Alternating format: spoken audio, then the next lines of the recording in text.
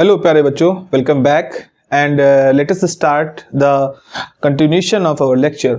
हम लोगों ने बात कर रहे थे, हमारी बात की शुरुआत जो इस यूनिट की है that is about the relativity. Relativity क्या होती है? तो एक अप्रोच जो मैंने आपको बताया कि भाई ऐसा होता है कि मॉडर्न टेक्नोलॉजी में हम ऐसे इक्विपमेंट बना पा रहे हैं जिनकी वेलोसिटी ऑफ लाइट के ऑर्डर में पहुंच जाती है। पार्टिकल को एक्सेलरेट करा करके हम उस ऑर्डर तक पहुंच जाते हैं।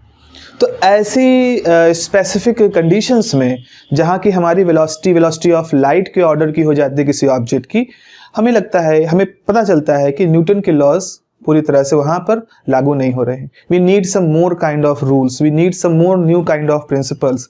That is the principle of relativistic mechanics. एक तो ये अप्रोच हो गई जो हमारी टेक्निकल अप्रोच है। दूसरी अप्रोच के बारे में बात करते हैं। दूसरी अप्रोच ये है कि देखो भाई, ऐसा होता है कि रिलेटिविटी एक बहुत ही फंडामेंटल बात को उठाती है कि हमारे मेजरमेंट्स में जो हम डिसीजन लेते हैं वो डिसीजन बिल्कुल एब्सोल्यूट नहीं होते हैं, कि वो किसी से कंपेयर नहीं किए गए हैं। हम कंपैरेटिव स्टडी ही करते हैं, हम हर जगह कंपैरिजन करते हैं। हमारा दिमाग ही उस तरह डिज़ाइन हुआ है, हमारी चारों तरफ का हमारा जो विकास का जो हमारा क्रम है उसमें ही वो कंपैरिजन है। हमने आज कोई ऑब्जेक्ट बनाया और हमें उसमें कमी दिखी तो हम उसको पहले से और अच्छा करते हैं, फिर जो अच्छा हो जाता है उसको हम पिछले वाले से कंपेयर करके कहते हैं कि अपग्रेडेड वर्जन है, अपग्रेड हो गया है पहले से। तो अपग्रेडेशन हम कंपैरिजन करते हैं। चलिए देखिए, आपने देखा होगा ऑब्जर्वेशन की, आप प्लेटफॉर्म पे खड़े हैं तो आपके सामने एक कोई ट्रेन गुजरती हुई चली जा रही है और उस ट्रेन में बैठे हुए सारे लोग तो आपको ट्रेन के साथ जाते हुए दिख रहे हैं। तो आप कह रहे हो कि हर कोई मोशन में है, लेकिन ट्रेन के अंदर जो लोग बैठे हैं उनको आमने सामने दोनों के साथ बैठे हैं, रुके हुए एक दूसरे कंपैरिजन में, तो वो तो कहेंगे भाई हमारे सामने वाला यात्री रुका हुआ है। तो ऑब्जर्वेशंस जो होते हैं हमारे, वो इस बात पर डिपेंड करते हैं कि हम कहाँ बैठ के उसको देख रहे हैं। हम नॉर्मल एक ऐसी जगह पे हैं जिसकी वेलोसिटी यूनिफॉर्म है, कांस्टेंट वेलोसिटी से मूव करने वाली जगह है, इनर्शियल फ्रेम ऑफ रेफरेंस कहेंगे, जहां लॉ ऑफ इनर्शिया फॉलो होता है। और जहां पर एक्सेलरेशन है, ऑब्जेक्ट की वेलोसिटी बढ़ती है, घटती है, एक्सेलरेट होता है, डी एक्सेलरेट होता है, तो हम उसे non inertial frame of reference कहते हैं। अब इसको और थोड़ा आगे बढ़ाओ तो आप जरा देखो कि क्या आप अप एंड डाउन डायरेक्शन की बात करते हैं। What do you mean by up direction? Up direction और डाउन डायरेक्शन का सिग्निफिकेंस कहां से आया? तो हमने देखा भाई कि ऑब्जर्वेशन हमारा ये है कि जो ऑब्जेक्ट होते हैं जब छोड़े जाते हैं तो नेचुरली वो फ्री फॉल अगर कर रहे हैं, मतलब नीचे गिर रहे हैं, एयर रेजिस्टेंस है नहीं है अलग बात है, नीचे गिर रहे हैं तो हमेशा उनकी डायरेक्शन नीचे की तरफ होगी और हम कहते हैं कि अर्थ जो है हर ऑब्जेक्ट को अपनी तरफ अट्रैक्ट कर रही है। So this is downward motion, जहां हर ऑब्जेक्ट जब गिरती है तो अर्थ के सेंटर की तरफ मूव करती है। तो अगर ये डाउनवर्ड है तो इसके अपोजिट हमने अपवर्ड कह दिया। तो हम जब अप कहते हैं इसका मतलब कहते हैं हम against the direction of gravity, और जब हम डाउन कहते हैं तो इसका मतलब है towards the direction of gravity. यहां से हमने अप और डाउन की बात शुरू कर दी। एक इमेजिनेशन करिए, एक सिचुएशन सोचिए कि हम रात को सोते हैं और रातों रात कुछ ऐसी घटना हुई कि पूरी दुनिया श्रिंक कर गई, उसकी जो डायमेंशन थी पूरी दुनिया की वो श्रिंक कर गई। मतलब जो घर हमारा जो हमारा छत 11 फीट की ऊंचाई पे था, अब वो 5.5 फीट की ऊंचाई पे हो गया, श्रिंक कर गया। हम जो 5.5 फीट के थे, हम 2.5 फीट के, थोड़ा उसी के आधे लगभग हो गए। सब कुछ श्रिंक कर गया हाफ अमाउंट में। अब अगली सुबह आप उठते हो और अपनी दुनिया अगल बगल देखते हो, हम सब देखते हैं।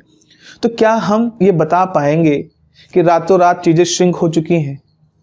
सोच के देखिए, नहीं बता पाएंगे, क्योंकि हर चीज एटॉमिक लेवल तक श्रिंकिंग हुई है।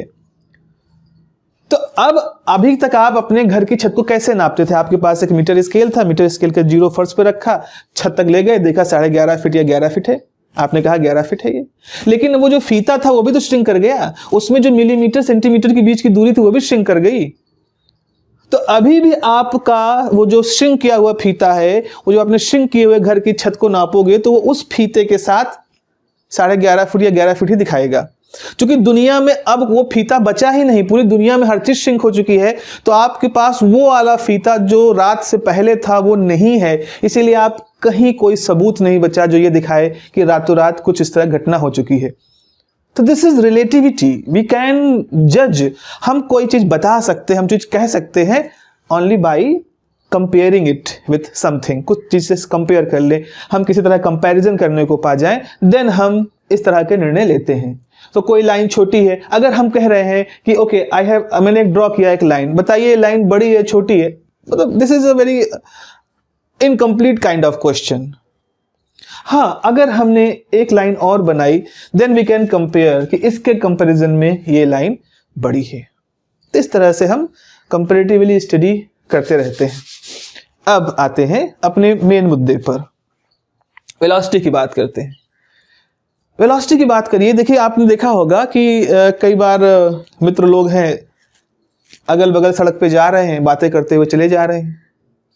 इनकी भी मोटरसाइकिल की स्पीड 40 किलोमीटर प्रति घंटा है, इनकी भी मोटरसाइकिल की स्पीड 40 किलोमीटर प्रति घंटा है।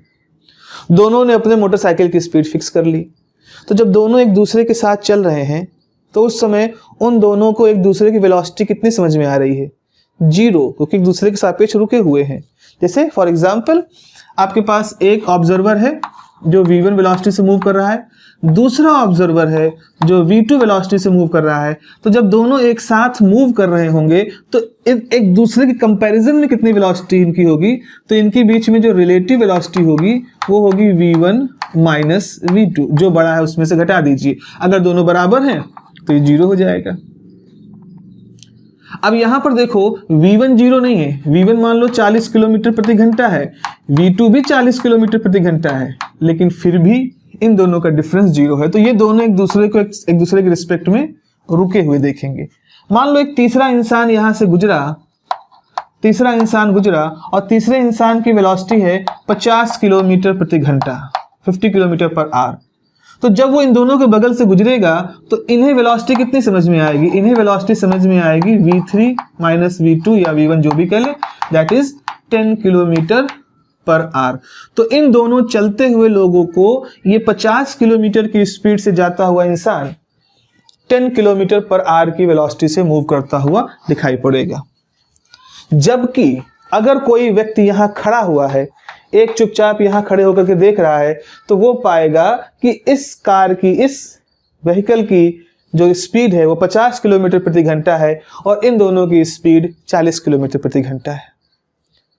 वहीं दूसरी तरफ आप सोचें कि इनकी डायरेक्शन पलट जाए, ये इंसान इधर से आ रहा था 40 की स्पीड से, ये इंसान इधर से आ रहा है 40 की स्पीड से, और जब दोनों एक दूसरे क्रॉस करेंगे तो यहां दोनों को एक दूसरे की वेलोसिटी 80 किलोमीटर प्रति घंटा महसूस होगी। तो नॉर्मली हमारी मैकेनिक्स, जो नॉर्मल मैकेनिक्स है, न्यूटोनियन मैकेनिक्स है, वहां पर जो वेलोसिटीज होती हैं वो एक दूसरे के साथ इस तरह से बिहेव करती हैं। इसीलिए कभी देखा होगा जब आप ट्रेन में बैठे होते हैं तो आपकी ट्रेन जा रही है और दूसरे बगल सामने से एक ट्रेन स्पीड से आई, तो जब वो दोनों ट्रेनें एक दूसरे के बगल से गुजरती हैं तो आपको लगता है बहुत स्पीड में सामने वाली ट्रेन जा रही है, और इतनी स्पीड तो नहीं थी जब आप कल इस पे बैठ के गए थे। आज तेज चल रही है, वो तेज नहीं चल रही, वो कल भी जिस स्पीड से चल रही थी आज भी उसी स्पीड से चल रही है। बस अंतर इतना था कि कल आप उसके अंदर बैठे थे तो आप उसकी स्पीड जो देख रहे थे, आज आप उसके सामने एक दूसरी ट्रेन में बैठे हैं जो कि रुकी हुई नहीं, वो भी स्पीड में और अपोजिट डायरेक्शन में। तो अगर दो ट्रेनें साथ चलेंगी तो आपको एक दूसरे के रिस्पेक्ट में रुकी हुई लगेंगी, और दोनों अपोजिट आ रही हैं तो आपको लगेगा दोनों बहुत फास्ट स्पीड से एक दूसरे क्रॉस कर रही हैं। उसकी स्पीड भी आपको जुड़ करके समझ में आएगी। तो वेलोसिटी जब भी हम मेजर करते हैं तो वेलोसिटी मेजर करने के लिए हमें एक फ्रेम ऑफ रेफरेंस का वहां पर रोल आता है। आप खड़े होकर के वेलोसिटी मेजर कर रहे हो, आप रुक करके मेजर कर रहे हो, आप चलते हुए मेजर कर रहे हो, आप ऑब्जेक्ट की तरफ चलते होकर के मेजर कर रहे हो, या ऑब्जेक्ट से अपोजिट डायरेक्शन में आप मेजर कर रहे हो। ये सारे फैक्टर वेलोसिटी को प्रभावित करते हैं। वेलोसिटी का रिजल्ट जो होता है वो प्रभावित होता है। तो हम ये कहते हैं कि भाई अच्छा, मतलब जो कुछ भी मूव कर रहा है उसकी वेलोसिटी को अगर हमें समझना है तो हमें कोई पॉइंट ढूंढना पड़ेगा जहां से खड़े होकर के हम उसकी वेलोसिटी को देख सके। चलो ठीक है, हम चौराहे पे खड़े हो जाते हैं तो हम हर आने जाने वाली गाड़ी को उसकी वेलोसिटी को मेजर कर सकते हैं, क्योंकि हम रुके हुए हैं। तो चौराहा हमारा एक स्टेशनरी फ्रेम ऑफ रेफरेंस हो गया। तो अब बताइए, अगर हमें अर्थ की वेलोसिटी नापनी हो तो क्या करें? जब हम इतने बड़े सवाल को सोचना शुरू करते हैं तब हमारे दिमाग बिल्कुल एकदम ब्लास्ट करने लगता है, मतलब समझ नहीं आता क्या करें, क्योंकि इस दुनिया में कुछ भी मूव नहीं कर रहा है। सॉरी आई एम सॉरी, इस दुनिया में कुछ भी रुका हुआ नहीं, everything is in the moving state, हर चीज मूव कर रहा है। सन के रिस्पेक्ट में अर्थ मूव कर रही है, अर्थ के चारों तरफ मून मूव कर रहा है, सारे प्लैनेट मूव कर रहे हैं। सन भी अपनी जगह पर रुका हुआ नहीं है, सन भी अपने जो आकाश गंगा है मिल्की वे उसमें रोटेट कर रहा है। सोलर सिस्टम भी एक तरह का रोटेशन कर रहा है, गैलेक्सीज भी एक दूसरे के रिस्पेक्ट में रोटेट कर रही हैं। तो ये जो पूरा यूनिवर्स है ये हमेशा एक मोशन में है, इसका यूनिवर्स का कोई सेंटर नहीं है उस तरह से जहाँ की हम बता सके वहाँ कुछ रेस्ट में है। Everything is in the state of motion. अब जब सब कुछ मोशन में है तो इसका मतलब है कि हम कैसे किसी चीज की वेलोसिटी जब भी डिफाइन करेंगे तो हमें फ्रेम ऑफ रेफरेंस डिफाइन करना पड़ेगा। भाई अगर हम किसी कॉमेट की डिफाइन कर रहे हैं तो अर्थ के रिस्पेक्ट में करें, अगर हम किसी सैटेलाइट पे अपने आप को माने, सैटेलाइट से फिर हम जुपिटर की वेलोसिटी को कंपेयर करें, तो हर चीज एक स्टेट ऑफ मोशन में है, सब चीज मूव कर रहा है। तो अगर सब चीज मूव कर रहा है तो क्या हम ऐसा कोई एब्सोल्यूट फ्रेम ऑफ रेफरेंस नहीं मान सकते जिसके रिस्पेक्ट में हम इन सब मूव करती हुई ऑब्जेक्ट्स को देखें? यहां पर इस सवाल का एक जवाब आता है, और इस सवाल का जवाब आता है एक मीडियम के रूप में, और उस मीडियम का नाम है एथर। एक कॉन्सेप्ट इंट्रोड्यूस किया गया, हाइगन का एक कॉन्सेप्ट है, और हाइगन ने कॉन्सेप्ट उस समय प्रोड्यूस किया था, मतलब इंट्रोड्यूस किया था जिस समय न्यूटन की जो पार्टिकल थ्योरी थी उसको उसके अगेंस्ट वेव थ्योरी लाई जा रही थी। तो आप लोग को मालूम होगा, 11th क्लास का मैं बात कर रहा हूं, कि न्यूटन ने अपने ज़माने में वो इस बात पर विश्वास करते थे, surprisingly don't know why, Newton इस बात पर विश्वास करते थे कि जो लाइट है वो पार्टिकल्स के फॉर्म में चलती है, लाइट के पास पार्टिकल बिहेवियर है। और इस प्रिंसिपल के बेस पर उन्होंने डिफ्रैक्शन क्या कहते हैं उसे, रिफ्लेक्शन को समझाया था, डिस्पर्सन, डिफ्रैक्शन, मतलब इस पार्टिकल बिहेवियर पर उन्होंने रिफ्लेक्शन वगैरह को समझाने का प्रयास किया था। लेकिन उनके सामने प्रॉब्लम क्या थी, वो ये नहीं समझा पा रहे थे कि अगर हम पार्टिकल नेचर माने लाइट का तो इंटरफेरेंस कैसे डिफाइन करेंगे, हम पोलराइजेशन कैसे डिफाइन करेंगे, हम कैसे डिफाइन करेंगे कि डिफ्रैक्शन हो रहा है। तो कुछ चैलेंजेस थे न्यूटन के सामने। उस समय हाइगन और उनके जो साथ के लोग थे, थॉमस यंग और ये सब लोग जो बाद में जो उनके साथ जुड़े, उन्होंने एक दूसरा प्रिंसिपल दिया कि लाइट इज अ वेव। अब उस समय न्यूटन के पास चूंकि वेव थ्योरी थी, तो बात यह हुई कि जो वेव है लाइट, तो सूर्य से पृथ्वी तक तो वेव आ रही है, तो ये वेव कैसे आ रही है, क्योंकि किसी वेव को चलने के लिए मीडियम चाहिए। हम बात कर रहे हैं न्यूटन के ज़माने की, 1700 की शुरुआत से पहले की, उस समय की बात है जब लोगों को ये मालूम था कि बिना मीडियम के वेव चल ही नहीं सकती, चूंकि न्यूटन ने कहा था। तो हाइगन ने कहा कि देखो ऐसा है कि ये जो पूरा यूनिवर्स है, इस पूरे यूनिवर्स को आप मानो it's like a swimming pool. So आप थोड़ी देर के लिए मानो कि जो पूरा यूनिवर्स है it is just like a big swimming pool. Just let me draw this. Suppose this whole universe is a kind of swimming pool. Suppose this is a universal model and this swimming pool is filled with, जैसे हमारा swimming pool पानी से भरा होता है, वैसे ही ये swimming pool जो है it is filled with a kind of medium, that medium is called ether। ठीक है, जैसे हमारे स्विमिंग पूल के अंदर मान लो हमने मछलियां पाल रखी हैं, तो हमारी मछलियां हैं, तो ये मछलियां क्या करती, बड़े आराम से इस पानी के बीच से तैरते हुए अपना सारा मोशन करती हैं। इसी तरह से ये जो यूनिवर्स का स्विमिंग पूल है, इसके अंदर सन है, स्टार्स हैं, ये सब मूव कर रहे हैं और सारा मोशन चल रहा है। हर तरफ ईथर, ईथर इज एवरीवेयर। उस समय तो ये कहा जाता था अगर आपके पास एक कांच का कोई गिलास है, खाली है, अगर इसमें से आप हवा निकाल दें, आपने यहां से एयर निकाल दिया, तो भी इसके अंदर ईथर तो बचा ही रह जाएगा। ईथर को आप नहीं निकाल सकते, वो तो हर जगह है, ओमनी प्रेजेंट है। बहुत ही दिव्य किस्म का ये एक मटेरियल है ईथर, जो हर तरफ मौजूद है। ये सिद्धांत उस समय था। तो इस सिद्धांत के हिसाब से अगर यहाँ कहीं सन है और यहाँ कहीं अर्थ है, तो जो वेव है, इलेक्ट्रोमैग्नेटिक वेव है, वो इस मीडियम से होते हुए हमारे अर्थ तक आ जा रही है। तो बिना मीडियम कैसे चलेगी कोई वेव? ठीक है, तो ये लॉजिक सही लग रहा था कि हाँ भाई सही बात है, ईथर तो बिना मीडियम के वेव कहाँ चल सकती है, तो अर्थ से अर्थ तक सन की लाइट को आने में ईथर का इन्वॉल्वमेंट होगा, और ईथर का कॉन्सेप्ट था उस समय, और लोग इस पे विश्वास भी करते थे, और इसके बारे में बहुत सारे इसके बहुत ही बड़ी मिस्टीरियस से प्रॉपर्टीज इसकी खोजी जा चुकी थी। तो जब यहाँ पर बात आती है कि कौन सा फ्रेम ऑफ रेफरेंस होना चाहिए जिसके रिस्पेक्ट में हम हर मूव करते हुए चीज को देखें, तो आइडिया ये आया कि भाई ये ईथर जो है ये एब्सोल्यूट फ्रेम ऑफ रेफरेंस है।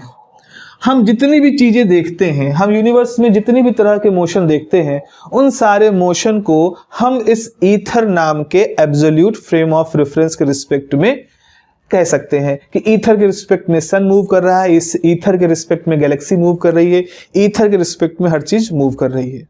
तो ईथर को as a absolute frame of reference के रूप में प्रस्तुत किया गया। ये मतलब ईथर का कॉन्सेप्ट था, ये आ रहा है।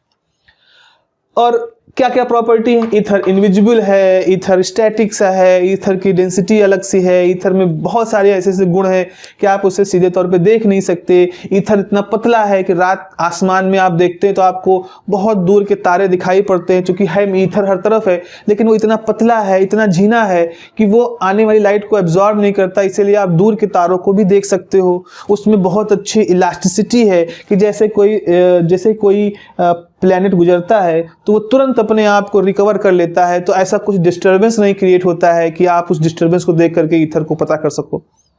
इतनी अजीब अजीब तरह के गुण, अजीब अजीब तरह की प्रॉपर्टी ईथर के साथ लोगों ने डिफाइन कर रखी थी उस समय तक, और ये लोगों के दिमाग में बसा हुआ था कि ईथर होता है। भाई न्यूटन के बाद तो कॉन्सेप्ट था, और 1800 तक आ गए थे। 1880 का समय हम बात कर रहे हैं, 1700 के समय में ये सिद्धांत आया था, और 1880 लगभग 200 साल हो चुके थे। तो 200 साल पुराना अगर कोई कॉन्सेप्ट है और किताबें लिखी जा चुकी हैं, उस पर इतने बड़े लेक्चर्स हो चुके हैं, कितने बड़े प्रोफेसर्स हो चुके हैं, कितना कुछ उस पर हो चुका है, तो वो एक कल्चर में आ चुका था विज्ञान के कि ईथर नाम का कोई मीडियम होता है, और वो जो ईथर है वही एब्सोल्यूट मीडियम है, उसके रिस्पेक्ट में ही सारा कुछ हम मोशन देख सकते हैं। लेकिन कुछ क्रांतिकारी लोग होते हैं जो सिर्फ बातें बता देने पर विश्वास नहीं करते, वो उनको ढूंढते हैं, उनके ऊपर एनालिसिस करते हैं। ऐसे ही एक फिजिसिस्ट हैं जिनका कि नाम है Abraham Michelson, Albert Abraham Michelson, A Michelson. Michelson एक ब्रिलियंट स्टूडेंट रहे, एक ब्रिलियंट साइंटिस्ट रहे, और नेवल एकेडमी में अपनी पढ़ाई इन्होंने पूरी की। उसके बाद इनको मौका मिला हेल्महोल्ट्ज की लेबोरेटरी में काम करने का। अपनी पढ़ाई के दौरान इनको हेल्महोल्ट्ज की लेबोरेटरी में काम करने का मौका मिला, और हेल्महोल्ट्ज एक बहुत बड़े फिजिसिस्ट रहे हैं, जर्मनी के एक बहुत बड़ा नाम रहा है। तो हेल्महोल्ट्ज की लेबोरेटरी में जब काम करने को मौका मिला तो 1880 में माइकलसन ने एक एक्सपेरिमेंट किया। सबसे पहली बार इन्होंने एक्सपेरिमेंट किया ये सोच करके कि ईथर को डिटेक्ट किया जाए, to detect the ether, and unfortunately वो उनके रिजल्ट्स उस तरह के नहीं आए जैसा वो एक्सपेक्ट कर रहे थे, लेकिन फिर भी उन्होंने अपने रिजल्ट को पब्लिश किया। और इनका ये रिजल्ट देख करके एक प्रोफेसर थे, मैक, फिलोसफर थे, प्रोफेसर थे, इन्फ्लुएंशियल पर्सनालिटी थे, उन्होंने इस बात को सबसे पहली बार सजेस्ट किया कि माइकलसन ने अपना एक्सपेरिमेंट किया है और उसमें ईथर नहीं मिला, तो क्यों ना ईथर के आइडिया को ड्रॉप कर दिया जाए, let us drop the idea of ether. ये भी तो हो सकता है कि ईथर ना हो, तभी तो पता नहीं चला। पर मैक का ये जो सजेशन था ये बहुत ही रिवोल्यूशनरी था। मतलब ये कहना चाह रहे थे, मैक का ये सुझाव था कि इस व्यक्ति ने 1880 में हेल्महोल्ट्ज की लेबोरेटरी में जो प्रयोग किया, उस प्रयोग से चूंकि ईथर नहीं दिखा, इसीलिए ईथर नहीं होना चाहिए। तो लोगों को ऑब्जेक्शन आया, हो सकता है कि इस व्यक्ति के एक्सपेरिमेंट करने की क्षमता में कुछ कमी हो सकता है इनकी जो एक्सपेरिमेंट की डिजाइन हो प्रॉपर ना हो सकता है जिस थ्योरी के थ्रू ये जा रहे हो उसमें कोई फ्लॉ हो। ये क्यों कहा जा रहा है कि 200 साल पुराना कॉन्सेप्ट प्रॉब्लम में है? ये क्यों नहीं कहा जा रहा है कि इस इंसान के साथ, इसके अप्रोच के साथ कोई प्रॉब्लम है? तो ऑब्वियस सी बात है, लोगों को ये वाला आइडिया ज्यादा अच्छा लगा कि माइकलसन के अप्रोच में पॉसिबली कुछ प्रॉब्लम है, और इसने माइकलसन को हताश भी किया। माइकलसन इससे निराश हुए क्योंकि उन्होंने बहुत कुछ सोच के उन्होंने उस बारे में अपना एक्सपेरिमेंट किया था। तो खैर कोई बात नहीं, फिर उन्होंने क्या किया, हेल्महोल्ट्ज की लेबोरेटरी नेवल एकेडमी को वो ड्रॉप करते हैं, वहां से इस्तीफा देते हैं और आ जाते हैं 1886 में ओहियो में, और वहां उनको उनके एक केमिस्ट फ्रेंड मिलते हैं, मोरले। और फिर से माइकलसन और मोरले मिल करके फिर से एक्सपेरिमेंट करते हैं, वही एक्सपेरिमेंट जिन्होंने 1880 में किया था, और उस एक्सपेरिमेंट को फिर से रिपीट करते हैं माइकलसन और मोरले मिल करके, और फिर उस एक्सपेरिमेंट का नाम होता है माइकलसन मोरले एक्सपेरिमेंट। और वो उस एक्सपेरिमेंट को हमें फेमस एक्सपेरिमेंट है पढ़ना है। एंड एक्सपेरिमेंट का पर्पस क्या था? एक्सपेरिमेंट का पर्पस था to detect the presence of ether, ether की प्रेजेंस का पता लगाना। और ईथर की प्रेजेंस को पता क्यों लगाना चाहते थे? क्योंकि ईथर को माना जाता था कि ये वो एब्सोल्यूट फ्रेम ऑफ रेफरेंस है जिसके रिस्पेक्ट में हम ये सारे ऑब्जेक्ट्स के मोशन देख सकते हैं। Okay, so next topic that we are going to discuss is the basic idea of Michelson Morley experiment. Michelson Morley experiment का बेसिक आइडिया क्या था, कैसे माइकलसन और मोरले ने उस एक्सपेरिमेंट को डिजाइन किया, और उस एक्सपेरिमेंट का आउटकम क्या था। that will be the next topic for our lecture. So hope you like it, and if you like it then subscribe the channel.